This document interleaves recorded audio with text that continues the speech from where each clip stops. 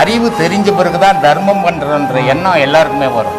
ஆனா அறிவு தெளிவத்துக்கு முன்னாடி அவனுக்கு பேர் வைக்க எடுத்துன்னு போகும்போது அவன் அந்த ஜோசியர் கை நீட்டுவான், அவனுடைய கழுத்தில் இருக்கிற குண்டலத்தை அறுத்து கொடுப்பான். அவன் அப்பதான் அவனுக்கு கர்ணன்னு பேர் வைப்பான் இல்லையா?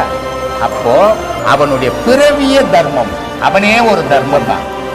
அவன் ஒன்றும் தர்மம் செய்ய வேண்டியதே இல்லை. ஆனா அவன் இந்த உலகம் தெரிஞ்சுக்கணுன்றதுக்காக தர்மம் செய்தான். ஆனால் அவனே ஒரு தர்மம் தான். மிக அருமையான விளக்கம்.